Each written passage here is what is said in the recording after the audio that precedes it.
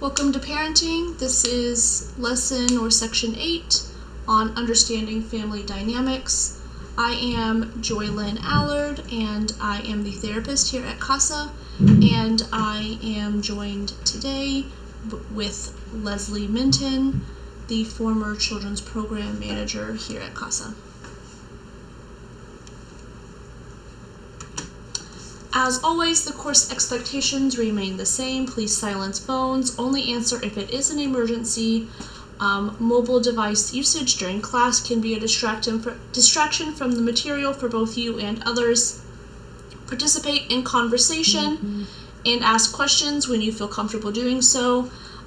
For those of you joining online, there are forums in the classroom to do so, or you can email any questions to me. Be kind and respectful of the instructors and other participants. Respect the privacy and confidentiality of others in the group. Do not share group materials like PowerPoints, videos, etc. With others. If you know other people who are interested in the course, please refer them to us. Do not give them the material. Please keep track of your own certificates at the end of each week if you have completed the necessary assignments to the satisfaction and passed the assignments. The instructors will send you a certificate after the end of each class. We do not keep copies of them. That is up to you. So if you are required to take this course, by children's division or the courts or anything, please keep track of those so that you can prove your attendance. However, we can also just have you sign a release, and we can confirm whether or not you were in attendance with these people that are requiring it of you. But if they are requiring to see those certificates, we do not keep a copy of those, so you are responsible for doing that on your own. Week 8, the learning objectives for understanding family dynamics is to identify and name different types of families, identify your family culture and how to nourish it, identify potential concerns as a result of divorce or separation, identify and name different methods of parenting, identify the importance of sibling relationships and how to foster healthy sibling bonds, identify appropriate supervision of children. I know we talked about that a little bit in the last week. Identify parental overcompensation and what to do to overcome it. Learn about and identify the importance of positive attention. So first and foremost, what is a family? Family, with those quotations, is a single word with many different meanings. People have many ways of defining a family and what being a part of a family means to them. Families differ in terms of economic, cultural, social, and other facets, but what every family has in common is that the people who call it a family are making it clear that those people are important to them in some way by calling that person family. The dictionary defines family in several ways. One definition is a fundamental social group in society, typically consisting of one or two parents and their children. While this definition is a good starting point, there are several different modern family structures that are extended beyond this definition or excluded from this definition, such as childless couples or other variations of a family unit. Another definition is two or more people who share goals and values, have long-term commitments to one another, and reside usually in the same dwelling. This definition encompasses a vast majority of modern family units. So what makes up a family? A traditional family consists of a father, a mother, and children. This is the family shown in televisions as the standard family. However, the 21st century showcases a variety of family units, some very different from the standards of the 1950s. Today, families are children, single-parent homes, childless homes, grandparents, or LGBTQ plus parents. Some families opt to have no children, or cannot have children due to medical or emotional barriers.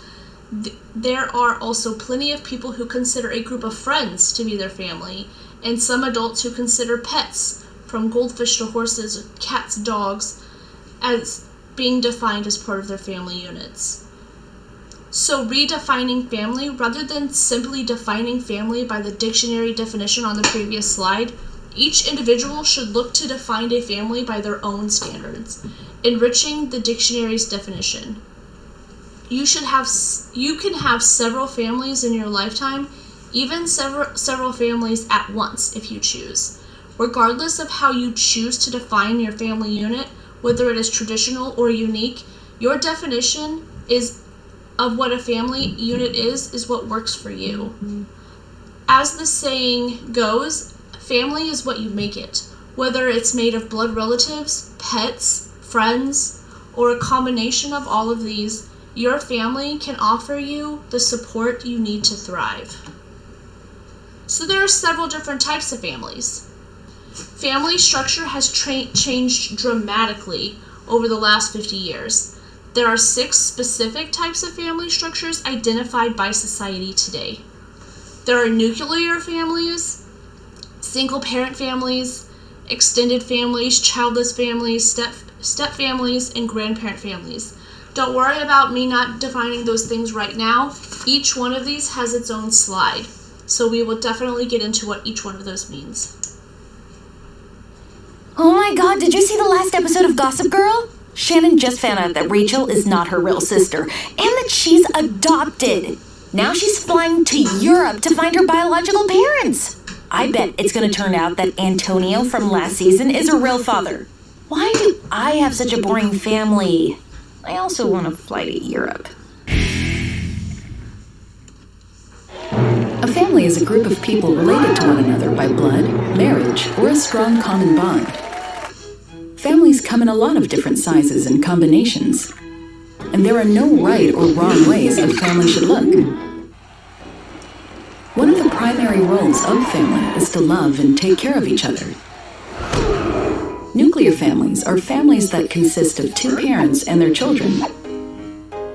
Kids who have parents who are gay or lesbian may have 2 moms or 2 dads. Some kids have a family with just 1 parent. These are called single-parent families. Others live with extended families where many relatives such as aunts, uncles, and grandparents live together and work towards common goals like raising the children or taking care of elderly grandparents. A blended family is 2 single-parent families joining together to make a bigger family. Some families do not have children at all. Some consider their pets as family. There are many reasons why a child may not live with their biological parents. In these cases, the child may become a member of an adoptive family that consists of another blood relative, such as a grandparent. Other times, a family friend or another caring adult may become the adoptive parent. Foster parents are people who may be unfamiliar to the child but want to take care of children who cannot stay with their biological parents. Families, no matter the structure, can be very diverse. One parent may be a different ethnicity or race than the other, or 2 parents may have different religions. And in blended, foster, or adoptive families, some kids may be a different ethnicity, race, or religion than their parents. Sometimes, as a young person grows up, they create a chosen family. Chosen families usually do not include blood relatives, but instead are made up of friends and other supportive people who take on the role of a family, to love and take care of each other. Of course, families don't always get along, and family members are bound to make you feel angry or upset sometimes. But in the end, their job is to love and care for you. No matter the type of family you have, we hope they give you love and support and make you feel special. Till next time, don't forget to visit me at amaze.org or go to my YouTube channel to watch more. Bye!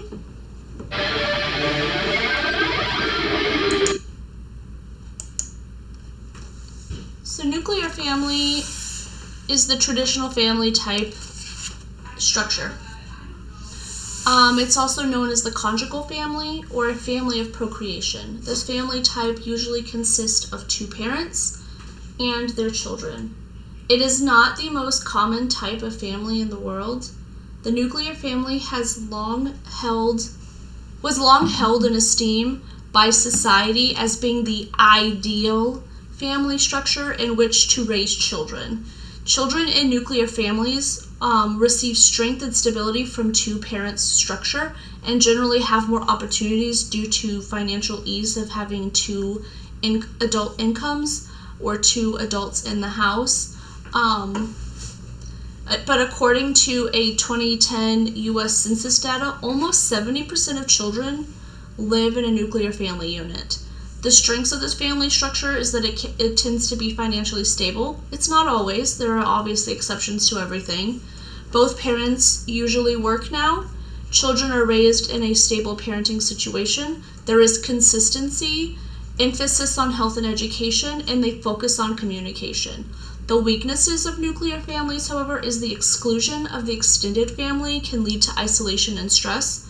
You can struggle with conflict resolution, and nuclear families can become too child-focused, resulting in self-centered children and families neglecting other important things. Like I said, not all of these things are going to apply to every single nuclear family, but this is what is consistent through like the average nuclear family. And same goes with anything else that's presented today. Single-parent families are families consisting of one parent raising one or more children on their own. This family may include a single person with their kids.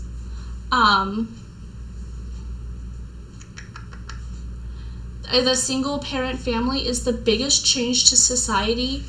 The biggest change society has seen in terms of changes in family structures. 1 in 4 children is born to a single mother. Single-parent families are generally close and find ways to work together to solve problems such as dividing up household chores. When only one parent is at home, it may be a struggle to find childcare as there is only one parent working and childcare can get expensive. This limits income and opportunities in many cases, although many single-parent families have support from other relatives and friends. The strengths of single-parent families is they become very close. They learn to share household duties and responsibilities. Children and parents can become very resilient, but the weaknesses of single-parent families include the families may struggle to get by on one income, and may rely on some sort of social assistance to make ends meet. It can be difficult for parents to work full-time and still afford quality childcare. And parenting can be inconsistent, especially if kids go back and forth between their parents and you guys don't have similar rules or expectations from one home to the other.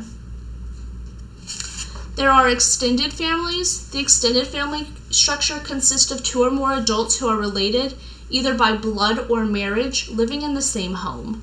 This family includes many relatives living together and working toward common goals, such as raising the children and keeping up with the household duties. Many extended families include cousins, aunts, or uncles, and grandparents living together.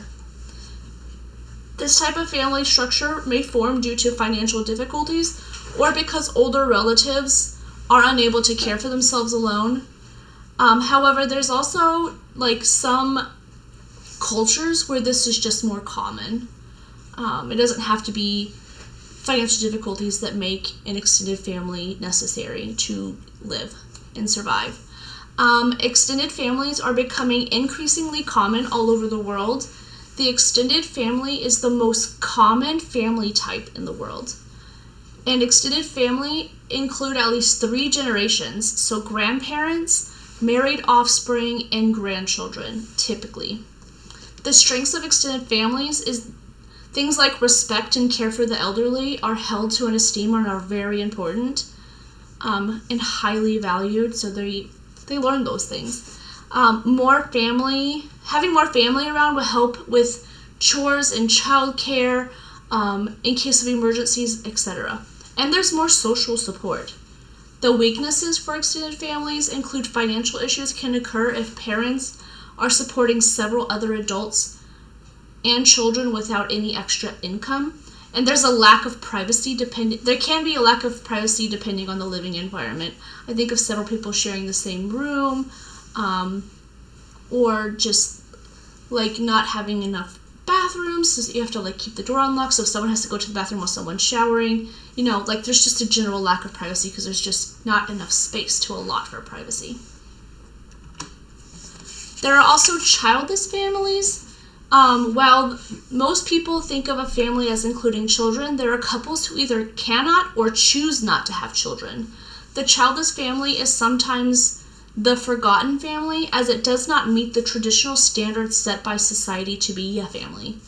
Childless families consist of two partners living and working together. Many childless families take on the responsibility of pet ownership or have extensive contact with their nieces or nephews. The strengths of childless families is they typically have more disposable income, they have no dependents to take care of, they have more freedom to travel, go on adventures, and pursue different careers or educational adventures, and couples get to spend more time together. The weaknesses of childless families is that couples can start to feel isolated or left out if all of their friends and family are starting to have kids.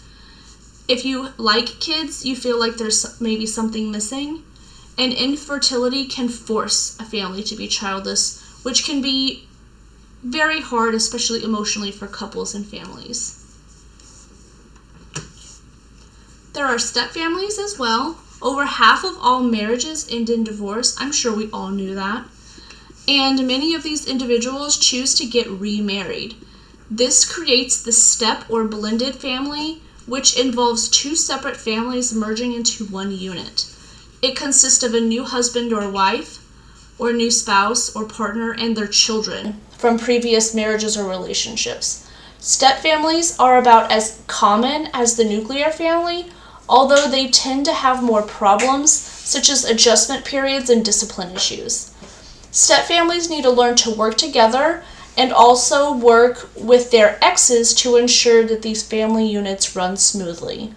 The strengths of step families include the children benefit from having two parents around. Children and their new siblings and step-parents can form strong bonds, and there's a benefit to having two incomes compared to single-parent homes if both partners within the new marriage are working. The weaknesses of step families include adjustment issues that can be difficult for both parents and children. You're learning how to be a family unit together and like meshing your lives. Parents can run into problems trying to discipline each other's children, and they may lack discipline or be inconsistent because they run into those issues and they're not sure what to do or how to do it. It's really important before you even start dating again, even if you're a single mom, even like if it's not divorced or whatever, however that looks. It's really important to start thinking about what your boundaries are, what you're comfortable with, like when you're going to introduce this person to like your kids and stuff, because the more that you know what your expectations are, the easier it's going to be for those types of transitions. Now, of course, things are going to arise and things will get changed around because that's just how life is, but having a firm understanding of what you're willing to accept and what looks okay to you. Right. And then there are grandparent families. Many grandparents today are raising their grandchildren for a variety of reasons. 1 in 14 children are raised by their grandparents, and the parents are not usually present in the child's life. This could be due to a parent's death, addiction, abandonment, or just being an unfit parental unit. Many grandparents need to go back and forth back to work or find additional sources of income to help raise their grandchildren. The strengths of grandparent families is that it gives grandparents and grandchildren the opportunity to form a close bond. It keeps children from ending up in foster homes or other situations. And the weaknesses of grandparent families is grandparents may not work full-time or have a job, and they may struggle with income, especially if they're disabled or have any other sort of limitation that may affect caring for the children. Depending on their health, it may be difficult for them to keep up with young children and discipline them as not only they get older, but also their grandchildren get bigger and older. Family structures. There is no right or wrong answer when it comes to what type of family structure is best. As long as the family is filled with love and support for one another, it tends to be successful and thrive. Families need to do what is best for each other and themselves, and that can be achieved in almost any unit. Therapy, family or individual therapy, can help those struggling with the changes in their family type and dynamics. Counseling services can provide an outlet for people who are going through a difficult time with their family, to give them an opportunity to talk about what's going on and seek solutions. Other things that can help you adjust in a new family dynamic are an open mind and some time. It's normal to be resistant to change at first, but it's okay to come around eventually. If you are just interested in your family dynamic and working to get along better with your family, learning how family types and dynamics work is a great start. Understanding family structure and dynamics. Family structure includes the people who are considered part of that family unit, present members as well as important figures from the past, and the quality of the relationships among them. Close family relationships afford a person better health and well-being, as well as lower rates of depression and disease throughout a lifetime. In many families, getting along isn't a given. The interaction between various members is at the core of these complicated dynamics. Factors like environment and sibling rivalries do emerge when considering the viability and stability of family networks. So those things can cause some conflict and issues. Nowadays, society accepts and condones the many types and forms of family. There are many types of families and households, each unique, and each have the right to still be considered a family, even if they don't meet societal norms.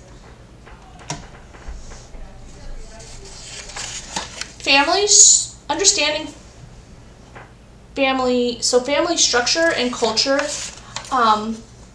is also very important to how a person develops, because even within a culture, a family forms its own unique family culture. This family culture influences members of the family because the culture of a family teaches individuals how to handle conflict, how to listen, to learn rules, and communicate in general. All of these factors influence how a person will behave towards other family members and towards others in society, and are based off of what they are taught within their family units. Within each unique family culture, there are also family rules, which are expectations of appropriate behaviors and obligations from each family member. Although a larger culture may have an expectation that a family member support each other, how the family culture goes about doing so may be unique. Overall, the family culture has significant effects in how an individual behaves in society. Family culture influences how people can adapt to others and cultures that are different from their own. Many family cultures also affect how families handle conflict with other people and their listening skills. These various communication barriers are taught significantly. These various communication and behaviors are taught These various communication behaviors that are taught significantly affect how people behave in culture. So in cultures where everyone in the family reflects upon the family's image, it is important for the members to be taught appropriate ways of behaving.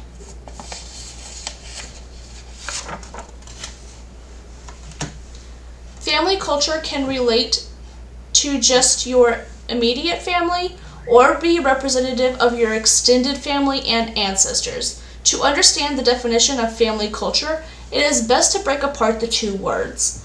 One broad definition of a family, which we've said before, is a social group in society consisting of people related to each other by various means. The definition of culture is a particular set of customs, morals, codes, and traditions from a specific time and place. Put these two words together, and the definition of family culture is a particular set of customs, morals, codes, and traditions shared by a social group of related people. Some characteristics of family cultures include each family culture is as unique as the family who exemplifies them. While it's impossible to define uniform characteristics of a family culture, there are some things that typically make up a family culture. They can be unspoken, such as families don't often discuss their culture. They just know what's accepted and expected of them. Elderly expectations. Older generations may have high expectations that younger generations will have and hold the same values and customs of their overall family culture. And then reciprocal relationships. All family members are held to the same standards and expectations to reciprocate what's given to them and how they are treated. So like the golden rule, I'll treat you how you treat me. Or treat others how you want to be treated. Types of family cultures. In 2012, the University of Virginia completed a study and identified 4 types of family cultures that are common in America. Each type of family culture is almost equally represented by American families from all walks of life, with roughly 20 to 25% of families identifying in each type. There's the faithful family culture, the engaged progressive family culture, the detached family culture, and the American dreamer family culture. The importance and impact of family culture is that family culture influences the way each family member thinks, feels, and acts on a daily basis. Your family culture influences things like your moral compass, your beliefs, values, and traditions. You might choose a career based on your family culture by picking something you know your family values. I think about like people who come from a long line of doctors or lawyers, and it's kind of expected to them to fall into line. You might also get really upset if your spouse doesn't get you a birthday gift because your family culture made a big deal out of each person's birthday. From big life choices and actions to small details, family culture is important because it's a big part of what makes you and your family you.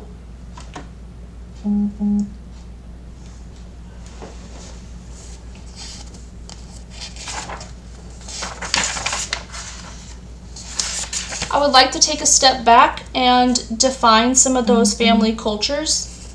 So the faithful family culture is the families who take their cues from a church or religious community, including like Christianity, Judaism, Islam. They are defined by a strong moral compass that requires all members to have a powerful sense of right and wrong as defined by their belief system. Individual happiness and success is not as important as reflecting on your God's purpose for you. An example would be like an Arab family where grandparents are always consulted for big decisions like marriage, because the Quran says that the elderly are esteemed. The engaged progressive family culture is the type of family culture where it's all about personal responsibility and personal freedom. Family members operate off of the golden rule and what feels right to each person. Kids from this type of family culture are generally have more freedom at younger ages than other kids. This type of family culture is the least religious in all 4 types typically. For example, a traditional Brazilian family could be an example of this family structure because personal values are important and and people respect and expect honesty from each other. The detached family culture, they don't spend a whole lot of time together because they are generally believe that all the bad influences of the world will overshadow their influence. Low-income families are typically more likely to fall into this category. This type of family includes a very hands-off strategy to parenting and relationships, where the belief is whatever will be, will be. Parents who do not keep tabs on their child's grades or schoolwork, and families that don't eat together or they only eat together when they're watching TV are examples of detached family cultures. And then the American Dreamer culture. An American Dreamer family culture are the most common in the United States, but only slightly more common than all of the others. Because like I said, they range between 20 and 25%. But this type of family culture features an optimistic attitude about abilities of and opportunities for individual members. These families have very close relationships where parents pour all of their energy into helping their child succeed in life and avoid any negative social influences as possible. It's a family where both parents attend every practice and game for their son's basketball team. That would be an example of the American Dreamer.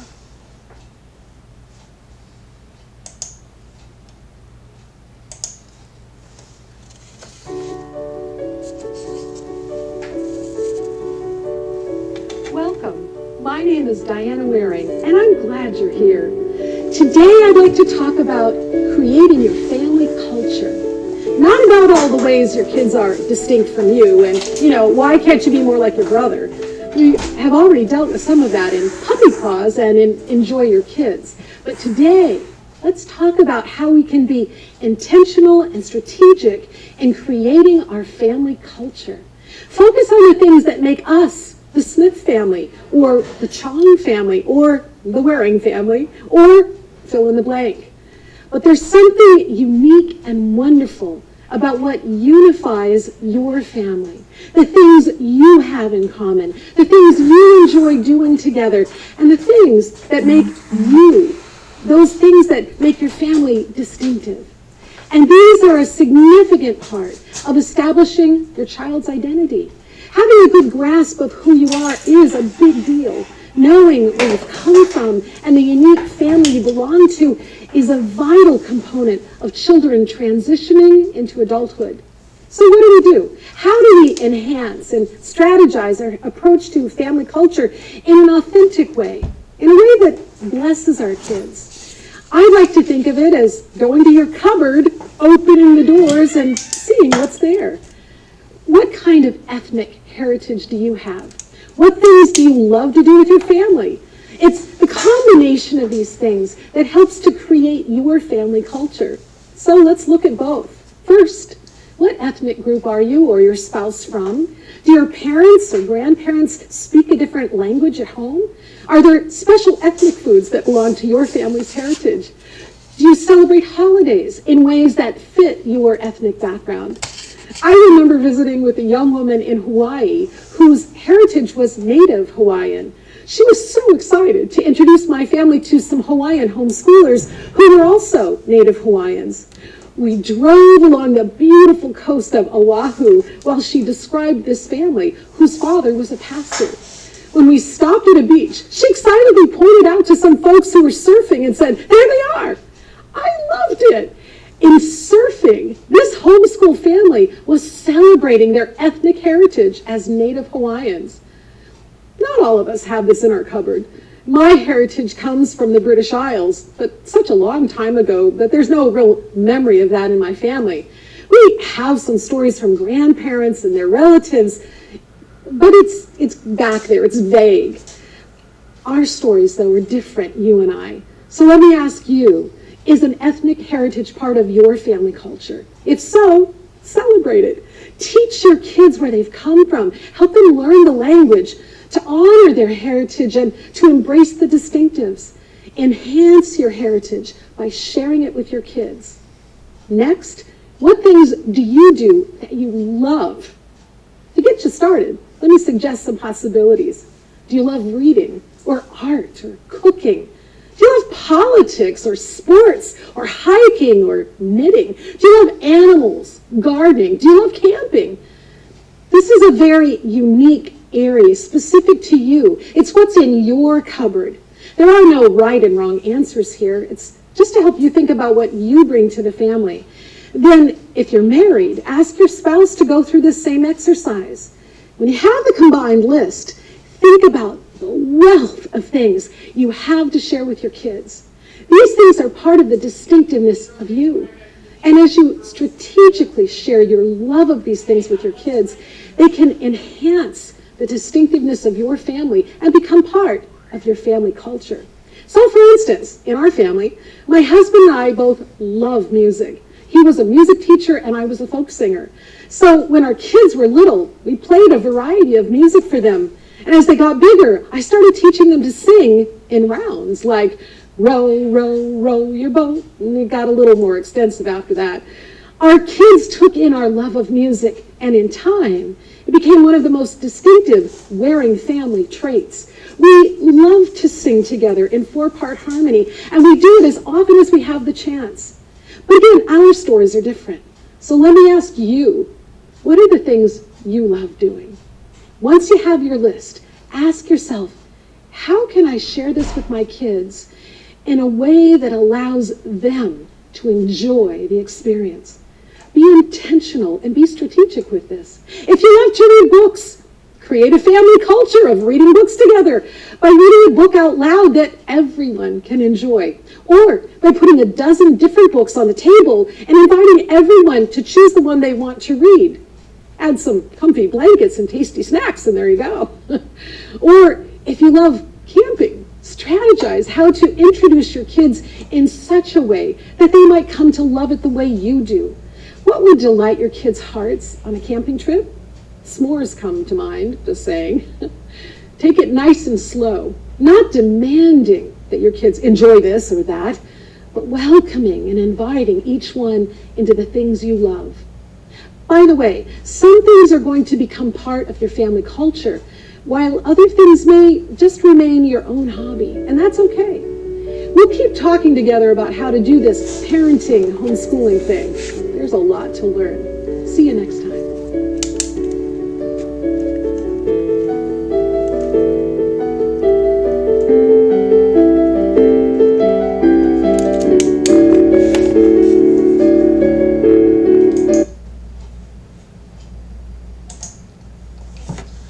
So one thing we have to consider also when we're talking about a family unit and dynamics of family is when there is a divorce or a separation.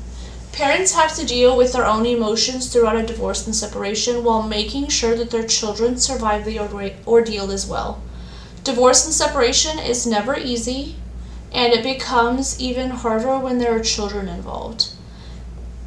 Parents after a divorce or separation is one of the parenting after a divorce or separation is one of the most challenging aspects of being a parent. Parents all want what is best for their children, and it can be hard to see their son or daughters go through the pain of experiencing that divorce with them, because you are not only losing your spouse, but they're also losing having both parents at home at all times. They're separating into two different households potentially. There are a lot of mistakes that a parent can make throughout the process without even realizing it, and these mistakes can also make the situation more distressing for the child or children. These include bad-mouthing the other parent, not being honest about the child's behavior, having misplaced resentment. They are determined to be who is determined to be the favorite parent, running down the other parent's discipline methods, using the children as pawns, spoiling special moments, feeling sorry for the child, making children the mediators, treating children like they're adults and like confiding in them with what you're going through, emotionally, etc. Allowing guilt to invade into parenting, which may result in overcompensation, which we discussed later, not behaving like an adult, discussing money matters with children, creating battles for no reason, forgetting that kids know what's going on, but they don't need to know everything, discussing the relationship with the kids, having inconsistent rules within the home, overcompensating, not being a team player, and talking about child support. And some of these things, if you do them, can be considered parental alienation. So if you're concerned about parental alienation, there will be materials in the supplemental folder in the Google Classroom for you to read about, so that if that is a concern, it can be addressed appropriately. I would also add that when you're talking about divorce and separation, a lot of the times parents will choose to stay in a marriage because they don't want to hurt their kids, and because there is a lot of benefit to a nuclear family. However, if you're in a relationship that is toxic, if you're fighting all the time, if there's abuse, things like that, all of the positives that come from a nuclear family are gone because of the stress that the kid is under from the amount of arguing and stuff that they're seeing in the home. So sometimes a divorce is better for your kids, even though that goes against what you're kind of taught and what society says. Right, the values of society and maybe even your family values. Mm-hmm.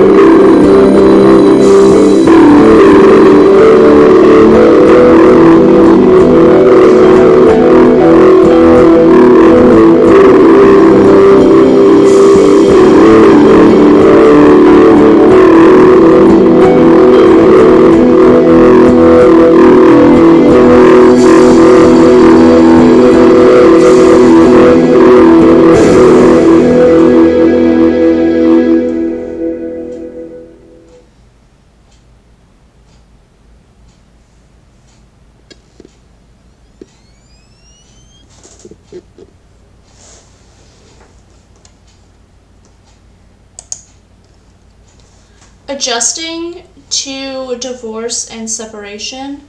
Never force your child to take sides. Every child will have loyalties to both parents. Do not involve your child in arguments. Keep those between the two of you. Do not criticize each other in front of your child or when your child might overhear you. So like if you're talking to like your mom or your friends about what's going on, make sure that your child can't hear you doing this. And if it happens, explain to your child that when people get angry, sometimes they say things that might be hurtful. Discuss your concerns and feelings with your child's other parent when and where your child cannot hear. Avoid fighting in front of your child. Respect the relationship between your child and the other parent. Keep your child's daily routine. As we learned in week 4, like routines and structure are really important to like the essential functioning of a child. And use help from the outside when necessary. Talk to your children early and often about what's like happening. Make sure it's appropriate for them though. Be honest with them and open about what is going to happen. Talk about the divorce in terms, for example, you could say like your dad and I are having some trouble getting along, or your mother and I are thinking we may need to separate. They don't need to know all the juicy details that you might tell your friend. We don't need to like put children in that position to think that one parent is like at fault or something happened, because then that can cause resentment towards the other parent. Make sure your child knows the divorce is not their fault. Also tell them that they can't fix the problems or make the two of you stay together. Reassure your child that you love them and will not leave them. Try not to blame your ex or show your anger. Instead, explain that parents sometimes need to live separately. Be patient with their questions. You do not need to have all of the answers for them when they do ask those questions, though. Sometimes just carefully listening to your child and their concerns is more helpful than talking and answering those questions. Some questions to maybe be prepared for are: why are you getting divorced? Will you ever get back together again? Where am I going to live? When will we move? Will I need to change schools? Was the divorce my fault? How and when will I see the other parent? And are we going to be poor? And don't be vague when you're answering those questions. So like when your kid's asking if you guys are ever going to get back together, I know I'm in the mindset never say never. So a lot of times when I answer questions, I'm like, well, you never know what's going to happen in the future, but that leaves confusion for them. Mm-hmm. So like make everything as a matter of fact. Like, no, we're probably not going to get back together. Whatever that looks like. Right. Also, preserving the relationship with the parent that they're not going to be living with is super important. I tell people a lot, I see it all the time, like a parent may not necessarily be a good partner, but they're a good parent. And there's so many like physical, psychological, emotional pluses for your child maintaining a good relationship with the estranged parent. Or non-custodial parent. Non-custodial is better. They might be estranged to you, but the non-custodial parent.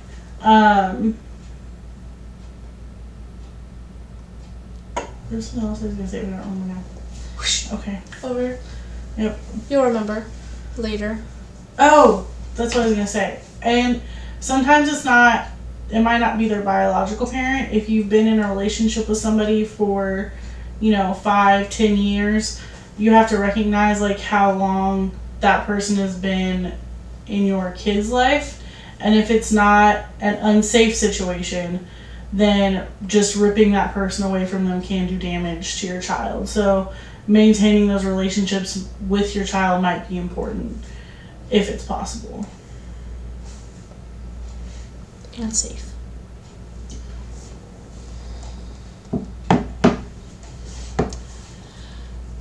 Co-parenting is a term coined to describe a parenting relationship in which two parents of a child are not romantically involved but still assume joint responsibility for the upbringing of their child or children.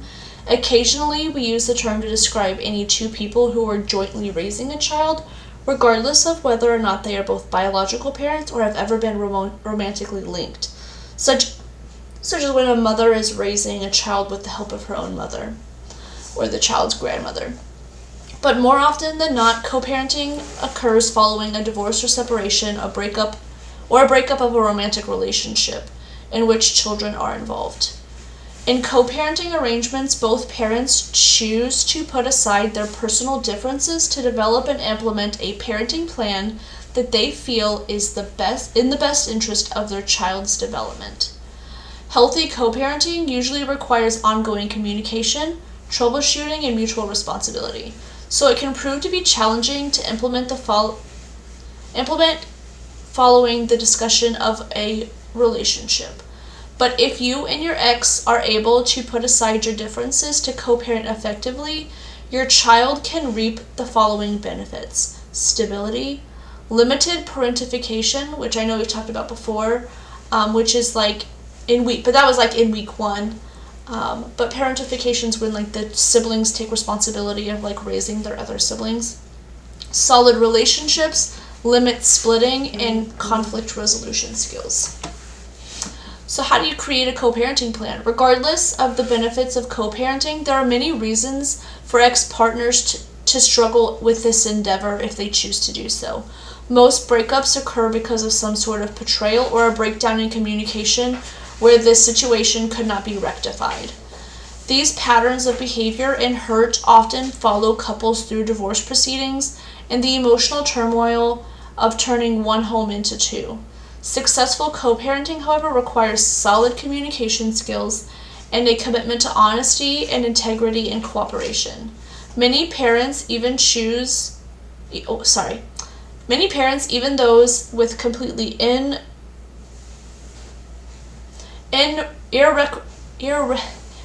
that word is hard to say today.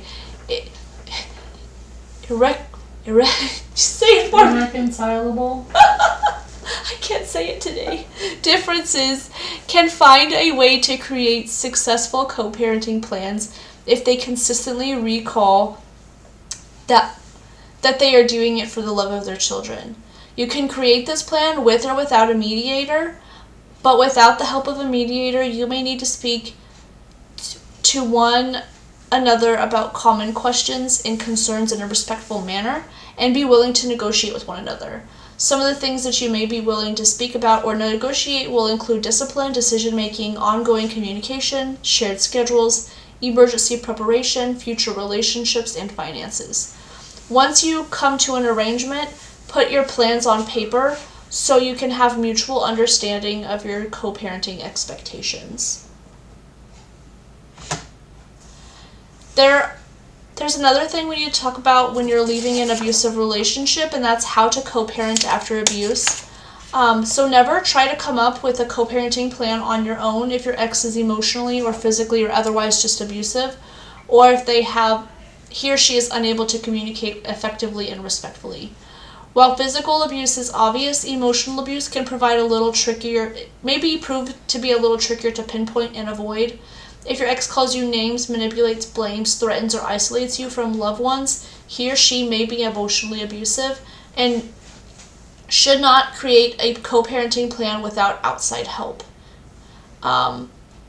Co-parenting with an abuser makes it hard for survivors to separate themselves and psychologically heal from their experiences. Here are some things to consider if you find yourself having to co-parent with your abuser.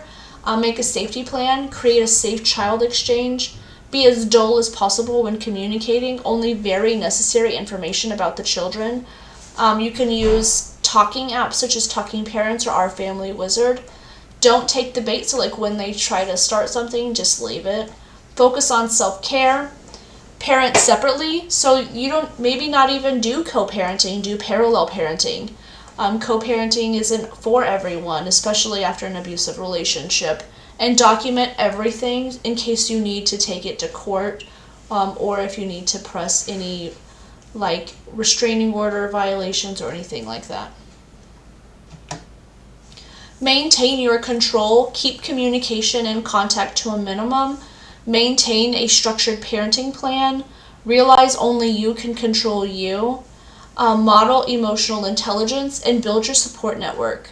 Some warning signs to watch for: if one parent ignores already agreed upon rules, then serious discussions need to take place. Regardless of what mistakes may have been made, a co-parenting relationship needs to rely on trust and positive communication. If one parent can't stop trashing the other, then it's time to set new boundaries and rules. Compromise sometimes can never be reached. Although rules and other means of establishing consistency are important, there has to be room for compromise, and when there's not room to compromise or a compromise can't be reached, it may be time to start talking less about co-parenting and more about parallel parenting.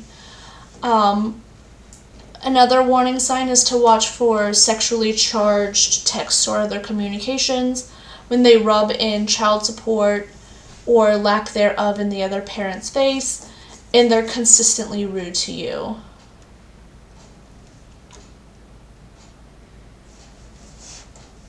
I don't know. Okay.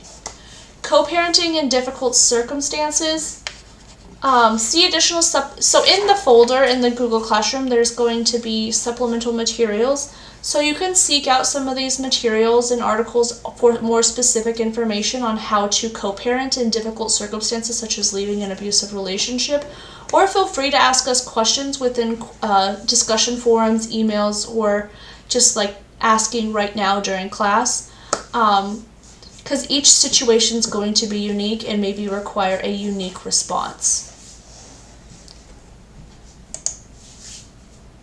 Hey guys, welcome back. Thanks for joining me this week for another video. So in this week's video, I wanted to talk about co-parenting with a narcissist, or someone who is extremely difficult, someone who is just toxic and unhealthy, emotionally abusive, just a really hard person to work together with. So the first thing is you have to stop thinking that you're a team. So you have to accept that you're not really a team, you're not really co-parenting. What you're doing now is parallel parenting, which means each of you are parenting by yourselves, essentially, and you come together on major decisions for your children. Now this rule, again, is only for people that are dealing with someone who you truly believe is narcissistic on some level, or has full-blown NPD, or is possibly extremely, extremely difficult to work with.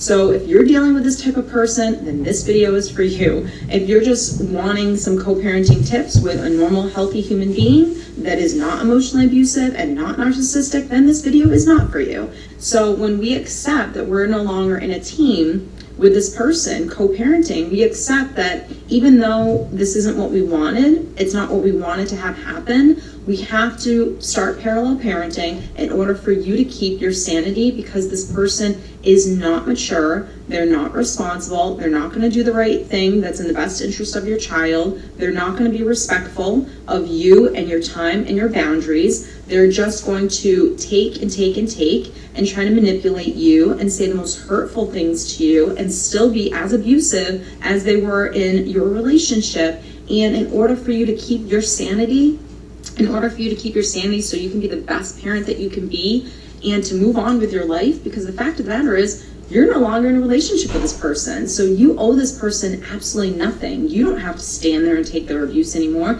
You don't have to listen to all of their manipulation and all of the shame and the guilt and the projection and the gaslighting and all of these things that they're trying to do to you. You have educated yourself and you're fully aware of who this person is, and now you're taking control over your life. So when we accept that now we have to parallel parent with this person, we have to really let go of a lot of control. When you can let go of that need to control everything, you'll actually feel, first of all, a lot of release and a lot of freedom, because you can't try to control everything in life. It's just not even possible.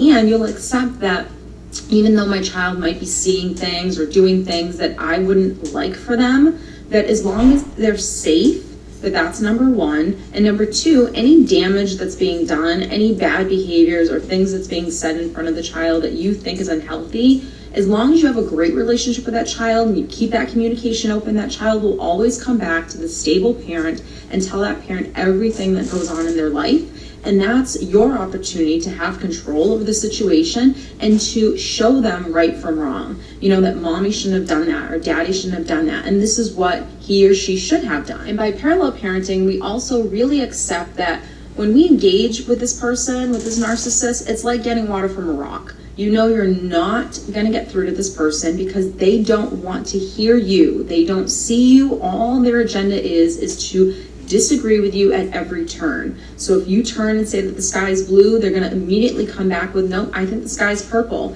They just want to be difficult. They just want to disagree just to disagree with you. And when you're fighting that, it's a losing battle because you're trying to teach someone how to be a parent, and you can never teach anyone how to be a parent. You can't teach someone how to grow up and be a mature, responsible person. You can't teach them what's healthy versus what's unhealthy because they're narcissists. They have a personality disorder. So there are wounds and stuff within themselves that they can't even deal with and acknowledge, and that's why they are the way they are. So the next thing is you have to work on yourself.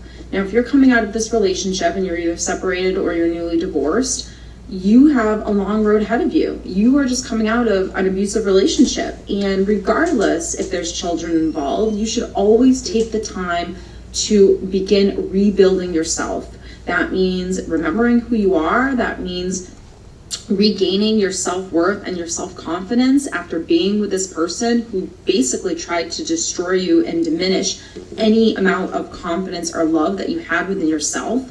Someone that constantly gaslighted you and manipulated you and, made you feel guilty for the decisions that you were making in life.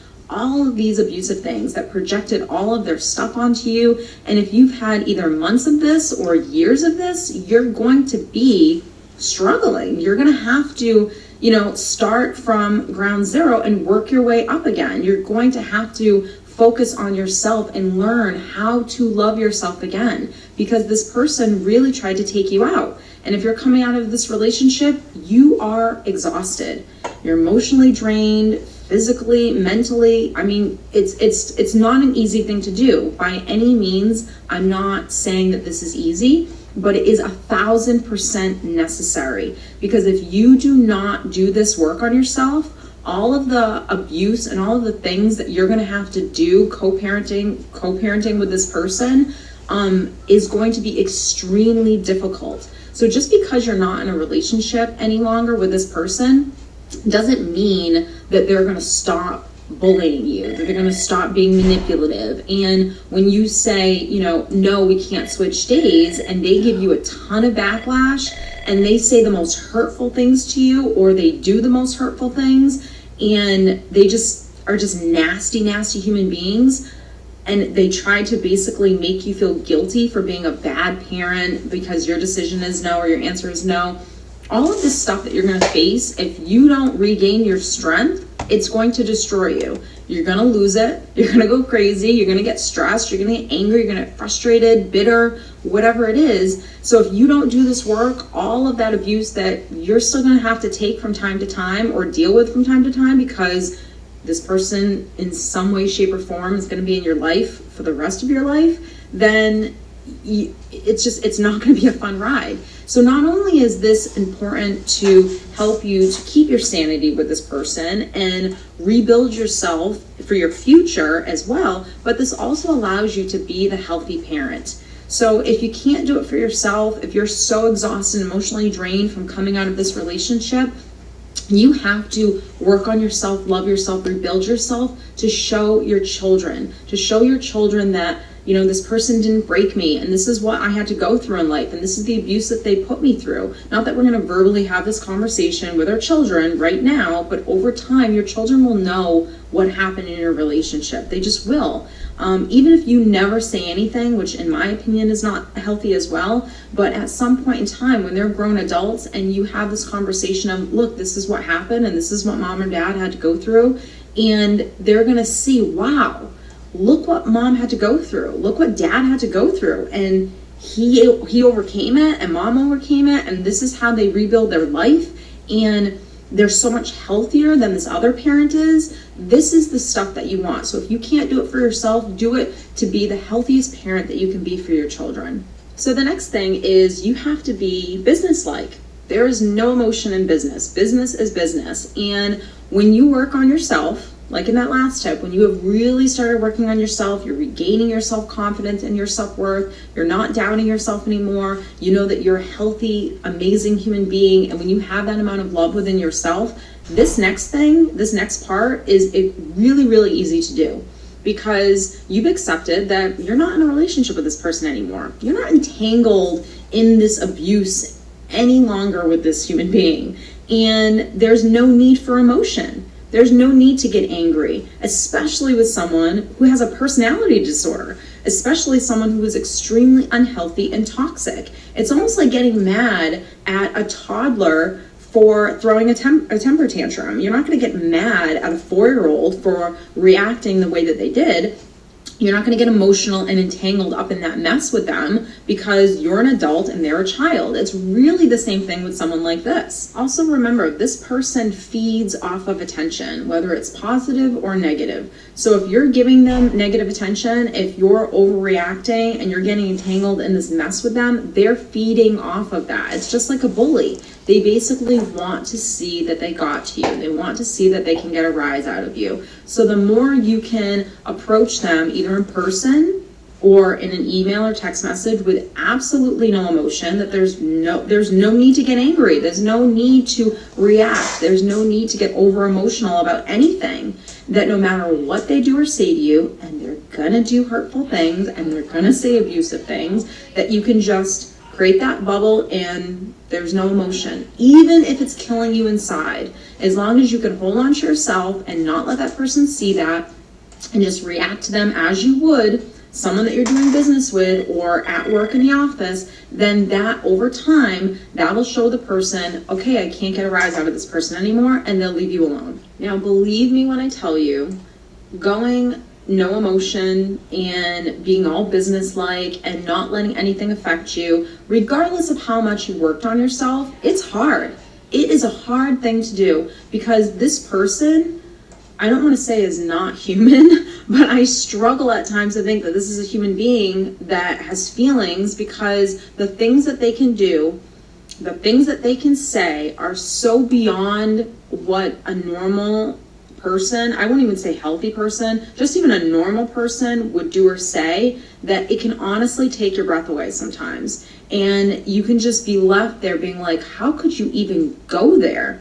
How could you even think it, let alone say it? It's one of those situations. So as much as you can love yourself, if you're getting abuse after abuse, if you're getting text messages and emails and interactions with this person where they're just saying the most hurtful things to you constantly, time after time, that's hard to do. I mean, even the strongest person is going to just feel depleted at times. So this is not an easy thing to do, and it is a practice, and it's a constant practice. Because, like I said, this person is going to be in your life in some way, shape, or form. So you might have a few days, a few weeks, a few months, a few years where this person is perfectly somewhat normal and has just kind of left you alone. And whenever they feel like they want to, maybe they're just bored one day and they want to see if they can get a rise out of you, or if they're just having a bad day, they're going to say something or they're going to do something. And you have to know, where do I even begin with this? So if you know that you can't have an interaction with this person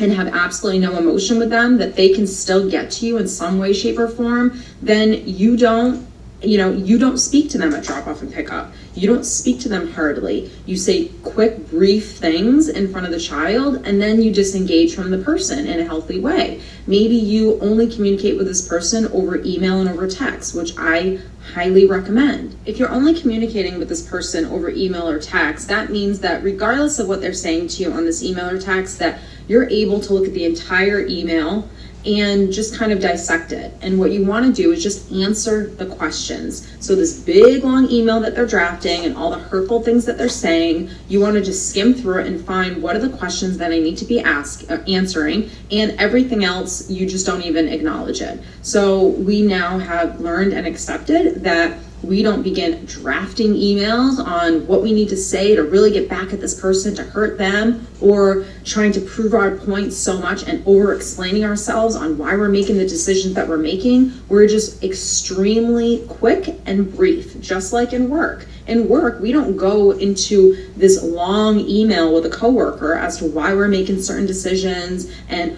why I feel this way and why you should not feel that way and why I am a good parent, and, trying to make this person see that we're a great parent and the reasons why we're doing some of the things that we're doing are in the best interest of the child. That person doesn't care. And to be honest, all that is wasting your time and your energy, because again, it's like trying to get water from a rock. It's like talking to that wall and trying to get that wall to talk back and say, you know what? I thought about it, and that actually is really true. That is what's in the best interest of the child. That's not going to happen. So the next thing is you have to go off of your agreement, your divorce agreement. So hopefully you've gone through the divorce process, you have a parenting plan in place, and even if you don't always like some of the things that are in it, it is what it is. This is the agreement, and that's what you have to base your parenting time and relationship with this person off of.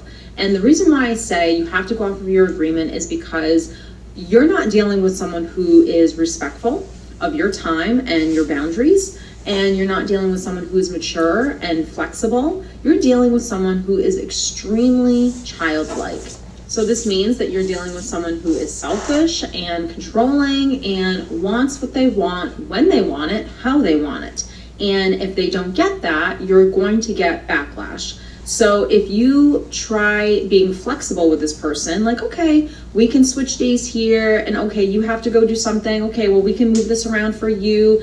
It's like any abusive person. If you give an inch, they're going to take a mile. So if you start doing that in the beginning, and then all of a sudden you say, you know what, I can't switch with you. That doesn't really work for me. You're going to get backlash. You're going to get abuse. You're going to get all of this drama and all of this childlike behavior from this person because they're not getting their way anymore. So if you just constantly go off the agreement from the very beginning and you say, this is the agreement and we're not switching it, and it goes even for yourself as well. So this means that if this is the agreement and this is the times that you have your children and you want to switch a day because there's something going on or something you need to do, you need to make other arrangements. You need to not do that thing. Believe me when I tell you, this will really, really keep your sanity, because you can't cooperate, you can't be flexible, you can't work together, you can't help each other out. You scratch my back, I'll scratch yours. It just doesn't work with someone who's narcissistic,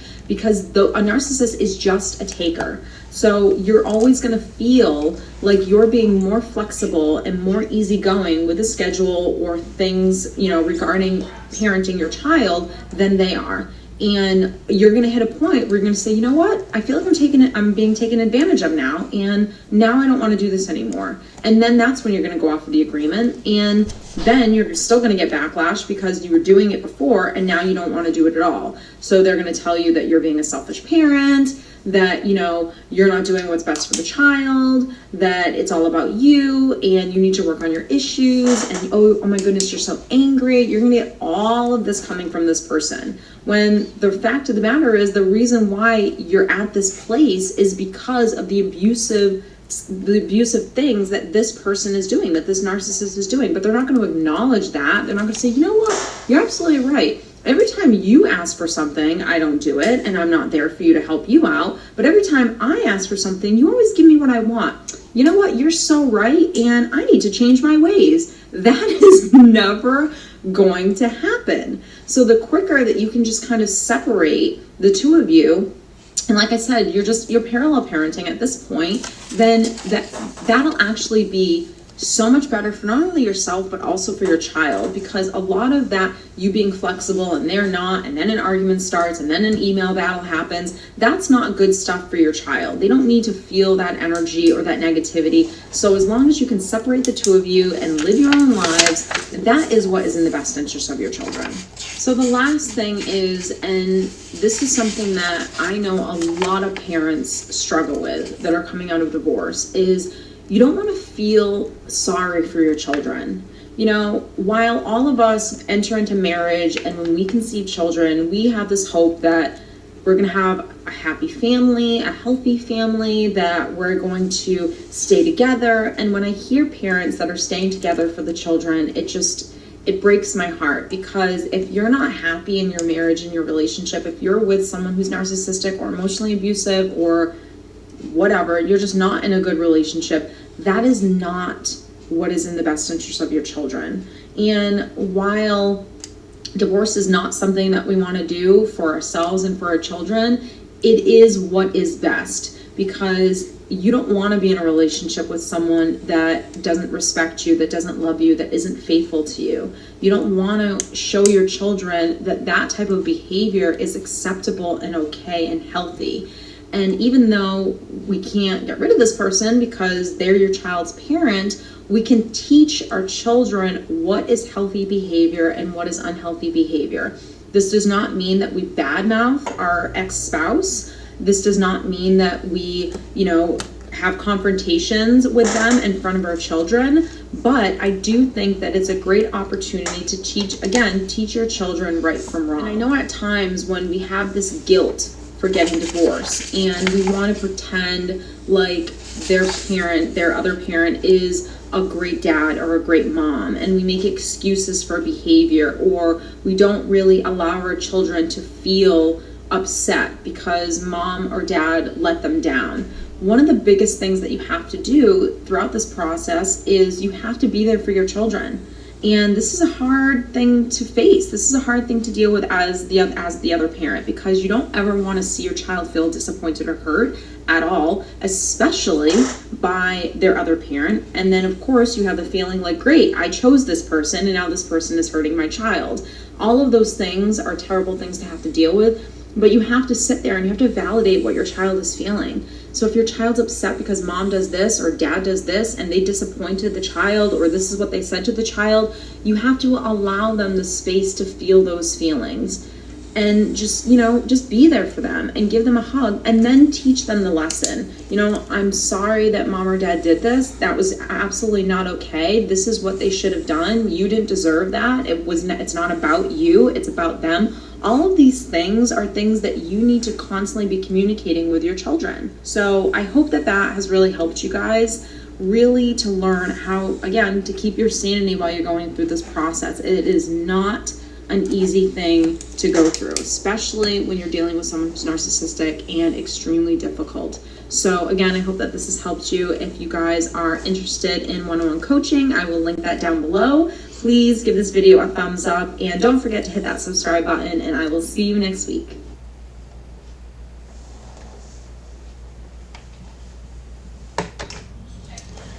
Tips for successful co-parenting include: keep your opinions and advice to yourself. Don't tell your ex-parent how to parent. Stick to the facts. Maintain the agreed upon schedule. Maintain healthy communication and boundaries. Have clear boundaries. Have an open dialogue between both parents.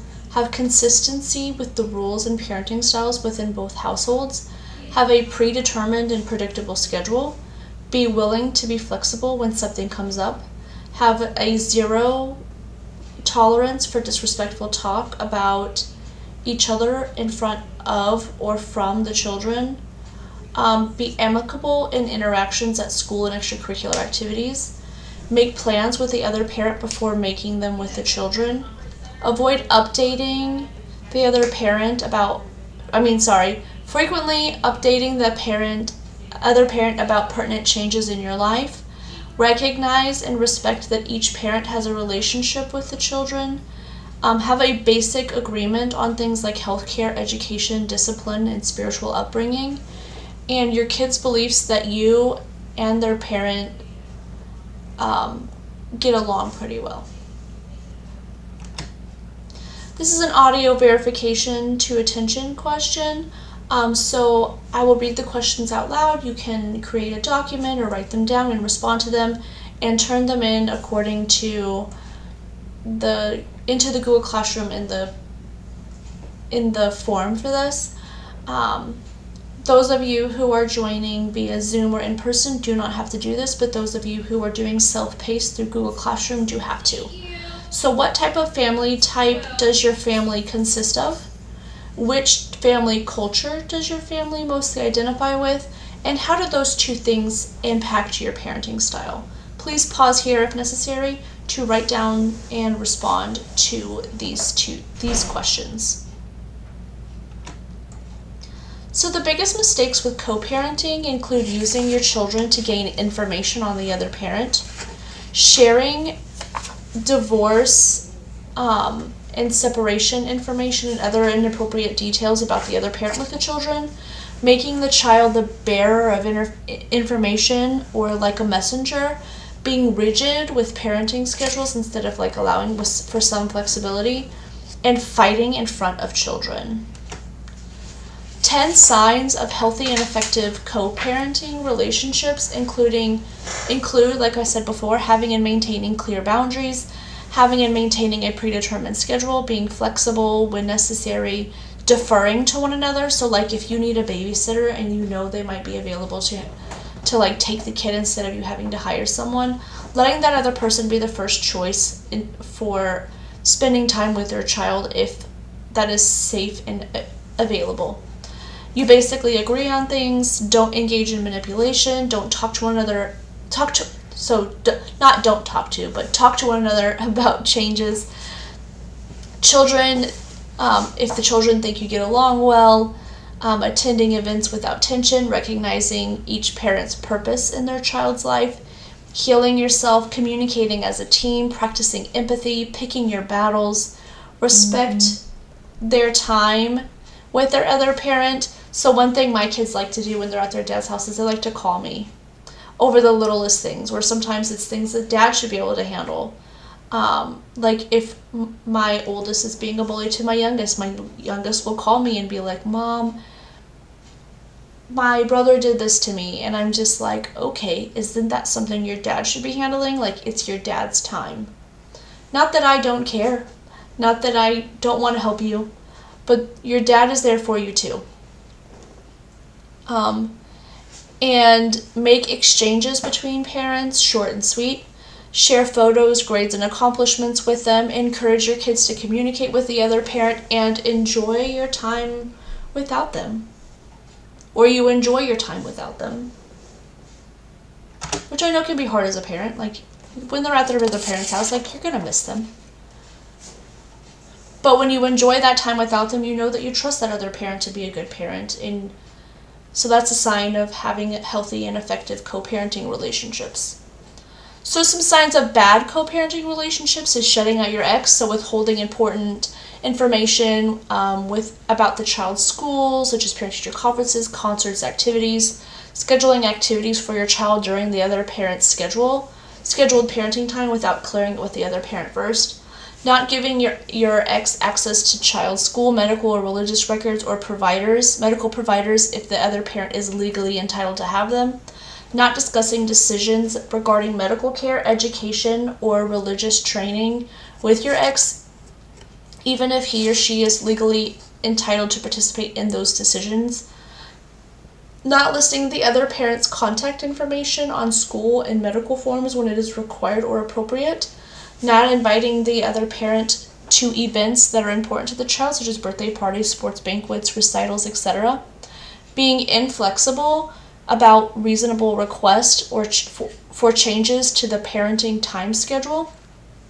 using others for childcare when needed during your parenting time rather than giving the other parent the opportunity to spend time with their child, in general refusing to communicate with your ex about your child, and sabotaging the child's relationship with the other parent, so bad-mouthing them in front of your child or if they can hear it, direct negative nonverbal communication with the other parent in front of your child, exposing your child to conflict between you and their other parent, whether that's in person or over the phone or any other like indirect forms, being intrusive or interrupting the child's scheduled time with the other parent, such as frequent or unnecessary phone calls, making it difficult for your child to call, text, Skype, FaceTime, or otherwise communicate with their other parent. When the child is with you, requiring them to have all communications with the other parent on speakerphone or otherwise denying them the privacy to communicate with their other parent. Reading and or censoring written communication, including emails, texts, etc. between your child and the other parent, telling your child not to call, write, or text the other parent, making your child unavailable at scheduled call times with the other parent, failing to give your child phone messages from the other parent, using the child to convey messages to the other parent rather than communicating with them yourself directly, asking the child for information about the other parent or siblings or etc. to spy on the other parent, asking your child to keep secrets from the other parent, discussing child support or financial issues, or blaming the other parent for financial difficulties, leaving adult information like copies of court motions out where your child may have access to them, especially if they're able to read and interpret those on their own.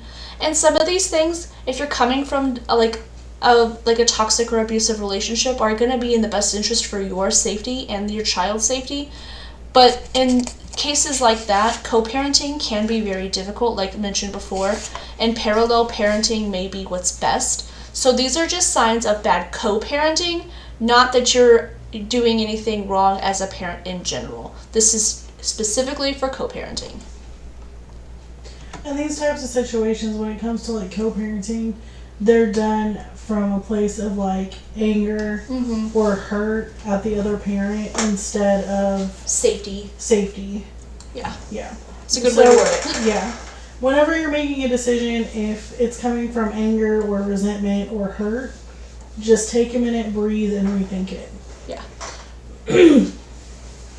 Some reasons why co-parenting may not be for everyone or every family is if there's an active issue with drugs, alcohol, or other substance use, incarceration, violence or threats of violence against an adult, pet, child, or property, inappropriate sexual or otherwise sexual acting out behaviors, if one parent has a restraining order against the other, if one parent neglects or has abandoned their children, if there's a history of frequent unexpected moves or plans to move out of an area, if one parent is engaging in parental alienation or poisoning their children against the other parent.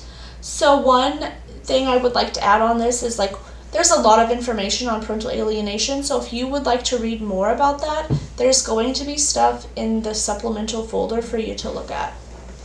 One parent can't rise above their anger and resentment of or jealousy of the other parent if the parents are incapable of collaboration, if at least one parent is trying to control the other, if one parent has a rare psychological disorder or otherwise presents with a mental health issue that prevents them from being able to be an effective co-parent, and if one parent is emotionally, mentally, physically, sexual, or otherwise abusive to the other parent. Some benefits if you do choose to co-parent include the children learn to proactively create good lives rather than just cope with rotten ones. Children who see their parents respecting the values each other have higher self-esteem and learn social maturity. Watching parents communicate and cooperate respectfully teaches children good social skills that they can use for the rest of their lives. Children who have co-parents also have much better relationships with both parents. Keeping children out of the middle of conflict frees them up to do well outside of the family. Parents who co-parent well have smoother lives with less tension, less conflict, fewer problems, and more time to focus on more fun with their children. Parents get to participate in more of their children's lives, and both the parents and the children experience less loss. The family remains an arena of safety and comfort instead of stress, allowing children to grow and explore their world with more confidence. Co-parenting will make life easier for everyone else in the child's life, like teachers, coaches, extended family, and friends. Children learn organizational skills when there are two homes that they take into other parts of their lives and futures. Children learn to resolve disagreements in a courteous and effective manner, a skill that will serve them well as adults. And children will also learn what to do when two people think they are right but disagree. So conflict resolution, essentially. Alternatives to co-parenting include parallel parenting. Unlike co-parenting, Co-parenting is heavily communication based, so like being able to communicate effectively with your co-parent, while co-parenting requires essentially no communication. Each parent is given their singular jurisdiction over their major decisions, such as medical or educational, as a part of the divorce proceedings, and the other parent is not allowed to chime in with an opinion. There are some exceptions to that. I think me and like my child's father, we do a lot of parallel parenting because like we don't have similar rules or expectations or anything like that. I'm sure we do, but like we don't discuss it. So it's probably way more parallel parenting. But we still have that 50-50 decision making like rights when it comes to medical or educational decisions. But we still parallel parent. Transfers of the child, so like exchanges, occur on neutral territory such as daycares or restaurants, and no verbal interaction is allowed unless a third party is present. That's also like not like 100% either. Like you can obviously talk, but this is probably more in a situation where like there's abuse or neglect or anything like that, where safety is a concern. This type of parenting plan is far from ideal, but it reduces the emotional fallout of ongoing conflict, which is better for the children in the long run. A parallel parenting plan needs to be created with the assistance of a mediator or an attorney. This is a visual attention verification question. So for this, I would like for you to read the questions and write them down and respond to them. Once again, those of you who are joining us via Zoom or in person do not have to do this, but those of you who are doing the self-paced Google Classroom method do have to. Pause here if necessary to write the questions down and respond to turn them in the appropriate forum in the Google Classroom. Parallel parenting is an arrangement in which divorced parents are able to co-parent by means of disengaging from one another and having direct contact with one another in situations where they have demonstrated that they are unable to communicate with each other in a respectful manner. Here are 5 guidelines to help you with parallel parenting. All communication must be non-personal and business-like in nature and relate to information relevant to your child's well-being. Parents never use their children as messengers to communicate back and forth. No changes to the schedule are made without written agreement. No personal information is shared with the other parent in any form. To minimize conflict, schedules are shared via a calendar or in writing. In other words, parallel parenting allows parents to remain disengaged from one another while they remain close to their children. So what to include in your parenting plan is like what days the child will reside in each parent, how drop-off and pickups will be handled, how cancellation and makeup times will be handled, what those holiday and vacation schedules will look like, what major decisions such as schooling and healthcare and stuff like that, how that will be handled, and ways to communicate with one another about kids that will require no physical interaction, such as like a co-parenting app. Some benefits to parallel parenting include that you'll feel a sense of security, and children who maintain a close bond with both parents are more likely to have a higher self-esteem. So like if you're feeling safe and they're feeling safe, and they will feel safe as well and still be able to form those bonds because it's safe for them as well. Children will have better psychological adjustment into adulthood. Research shows that adults raised in divorced families report higher self-esteem and fewer trust issues if they had close relationships and equal time with both parents. Most children are most likely to grow up with a healthier template for seeing their parents cooperate. Even if you're parallel parenting, they will assume that it's cooperative because you're not communicating to have those conflicts in front of them. This is true even if you practice parallel parenting and remain disengaged. as long as anything that you do is still respectful. It fosters good communication skills by cooperating with the other parent. You establish a life pattern of healthy relating that your children can carry into their future. This includes such things like weddings, graduations, and family events.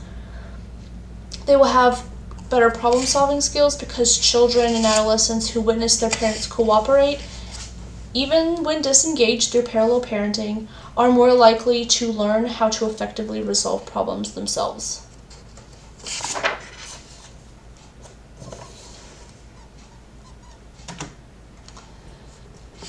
Tips to help children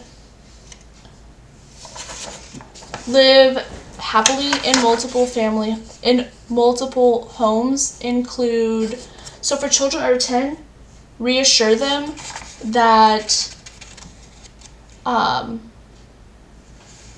they have two parents who love them and respect them. If they balk at going to the other parent's home, help them know that even though mom and dad aren't together anymore, you both still love them and are still both good parents. Maintain cordial business-like relationships with your ex. It's important not to express anger at your ex in front of your children so they don't have to choose sides. Help your child anticipate changes in their schedule, like planning ahead and helping them pack important possessions can benefit them. However, keep items to a bare minimum. Most parents prefer to have duplicate items for their kids on hand. Encourage your younger child to adhere to their parenting time schedule, to be consistent with their schedule, and that will help your child feel secure. Younger children often benefit from avoiding frequent shifts between homes. Show enthusiasm and be neutral about their visit with their other parent. It's important to put your differences with your ex aside to promote the positive bond between your child and the other parent. So for children 10 or above, be understanding with your teen's schedule. At times, teens may have difficulty juggling their busy lives with school, extracurricular activities, friends, and jobs, especially when they start working. Encourage them to still spend time with their friends and extended family on both sides, while also maintaining that relationship with their other parent. Avoid giving them the impression that being with their friends is not as important as spending time with you or the other parent. Plan activities with them that might include their friends at times, such as sporting events and movies. Encourage opportunities for them to bond with peers at both homes. Respect your teen's need for autonomy and readiness. A researcher named Dr. Robert E. Emery writes, teenagers naturally want more freedom, but they also want and need relationships with their parents. That includes both of them, although your adolescent may be unwilling to admit this fact. So some ways to de-stress shared custody include collaborate, don't litigate.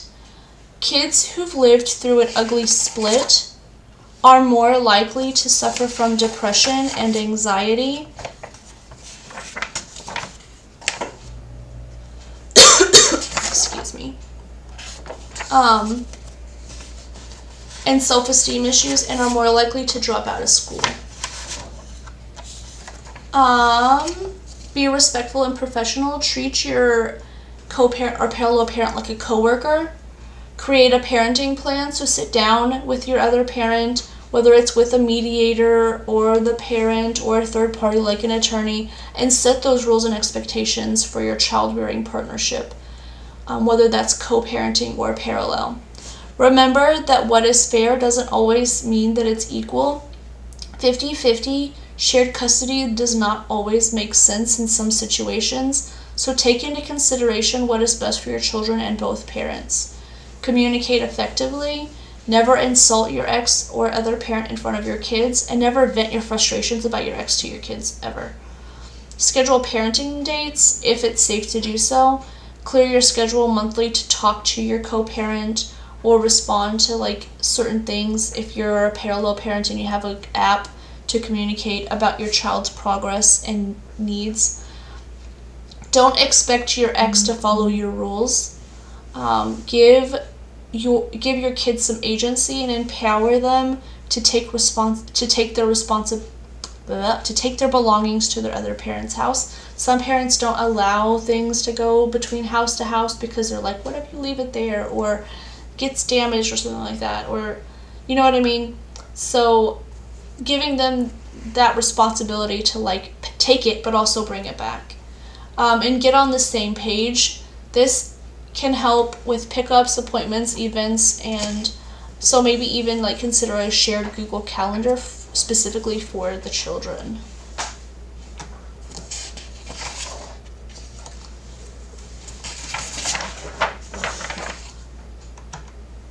There is a missing slide. I don't know where it is. Oh, there it is. It must have skipped. No? We definitely went over the benefits of parallel parenting. The slides on the thing are out of order. Anyway, sorry about that. Step parenting and blended families. So, a blended family or a step family forms when you and your partner make a life together with the children from one or both of you within the in your previous relationships, like the children that came out of those. It's the process of forming new blended families, and it can be both rewarding and a challenging experience. While you as parents are likely to approach remarriage and a new family with great joy and expectation, your kids or your spouse's new kids may not be nearly as excited. Some children may resist changes, while you as a parent can become frustrated when your new family doesn't function the same or the way as it did previously. Talk to your partner. Ask your partner questions like, what role do you want me to play with your children? What should I do? What shouldn't I do? How will we know if it's going well? How will we know if it's not going well? What do we do in those situations, like if it's not doing well? Like, let's problem solve this. And how will we give each other feedback without taking it too personally, like if I did something wrong or you didn't like something that I did?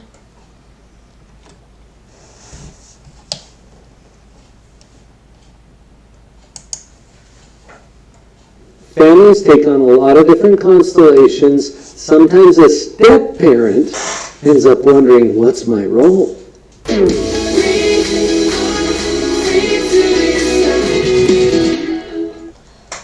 I'm kind of funny this way, but I really like to identify what's not my job if I'm trying to figure out what my job is. So let's talk about that first, and then we'll get to some things that will help you to establish yourself as a more effective step-parent. What's not my job? It's not my job to replace anyone or anything. This is where we get into trouble sometimes. I did child custody evaluations for the court for about 13 years in my practice. I've seen a lot of situations where there's such bitterness and anger and animosity against this step-parent because she's trying to replace my mom. He thinks that he's taken over the position for my dad. It's not your job to replace anyone. Kids already have a mom, don't they? Well, then what's your role? Don't worry, we'll get to that in just a minute. Your role is not to replace anyone. Is that a little bit of a relief? I hope that comes as a relief. You'll notice that in families we take on different roles, different purposes, and it's really normal in a normal family, whatever that is, for one parent to be a little more focused on discipline, for the other parent to be a little more focused on the love and the nurturing. That's pretty common. As a step-parent, it's not your role to take over one of those positions.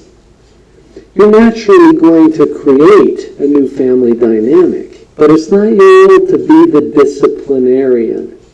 I picked that particular role because as a step-parent, that creates some predictable difficulties if you step in and try to provide the discipline. Now, you can provide the discipline appropriately. We're going to get to that. But it's not your role to become the disciplinarian or the nurturer or whatever the role is. You don't have to assume that that's already predetermined. Now, here's another one, and I know that you've probably encountered this because there are some messes, aren't there? Yeah. It's not your job to clean up the mess or to fix whatever somebody else broke. Let that settle in for a moment. It's not your job.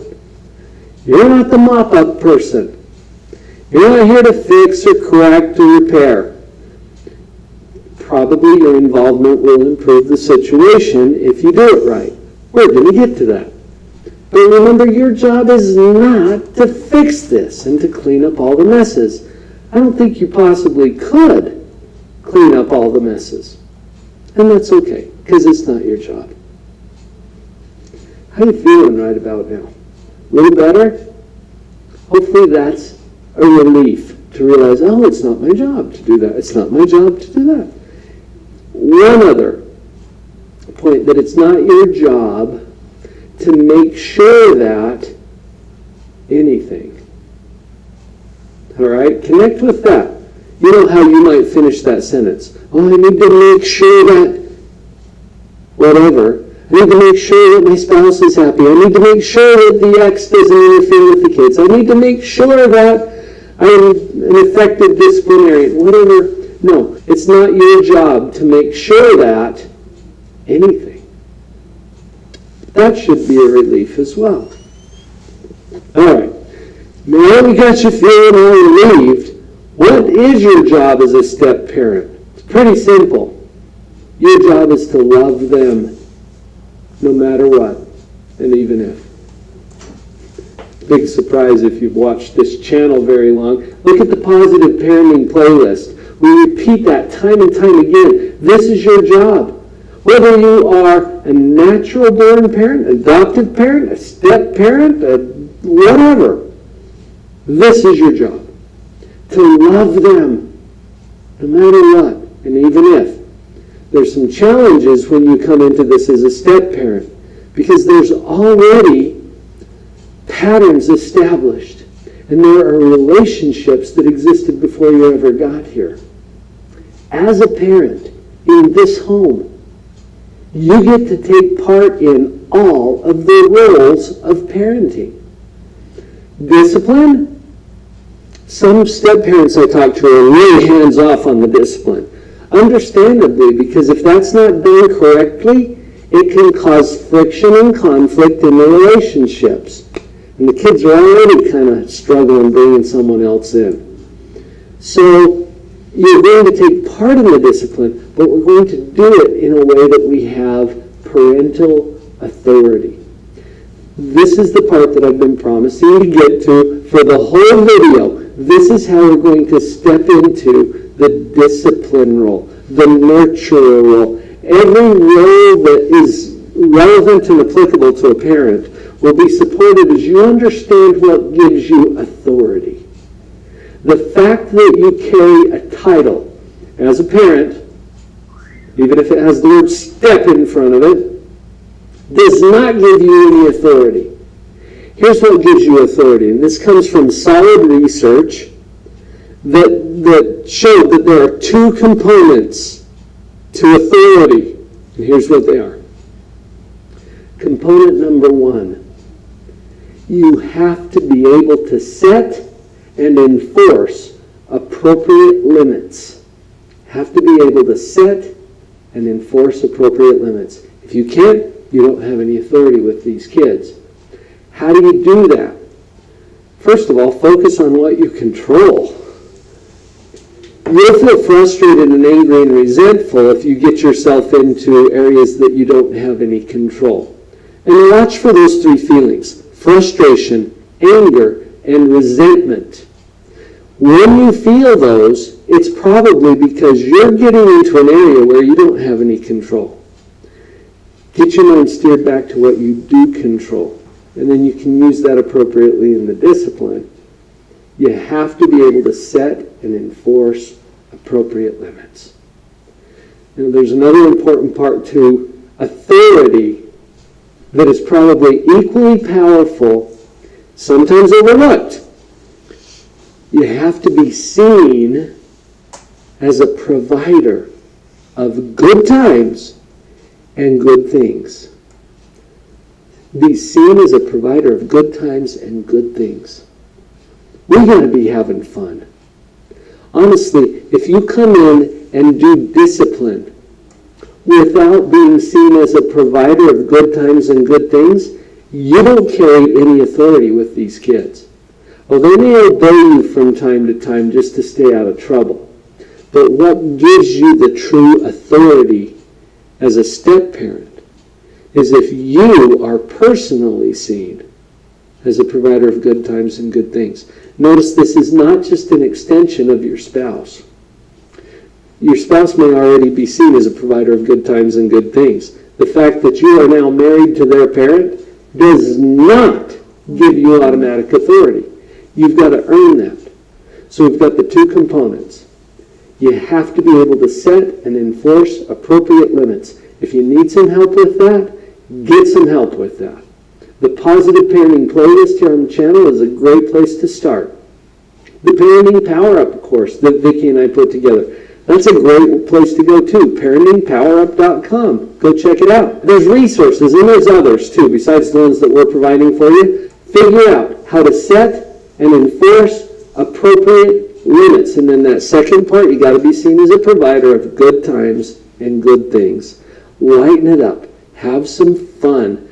Show the kids that you can be someone that is enjoyable and fun to be around. It contributes to your authority. Your job as a step-parent can be a whole lot of fun. You can have authority with these kids. You can be seen as someone who is important in their life. You're not replacing anybody. Remember what we talked about what your job is not, and I think you can get there. This whole step-parent thing, probably not for the weak of heart, right? Hopefully you found this helpful, and if you're new to the channel, click right down there below at that big button to subscribe, because we would love to have you be part of our family here. With the end of that video is the end of our recording time as well. We will pick up here next time on the rewards of being a step-parent.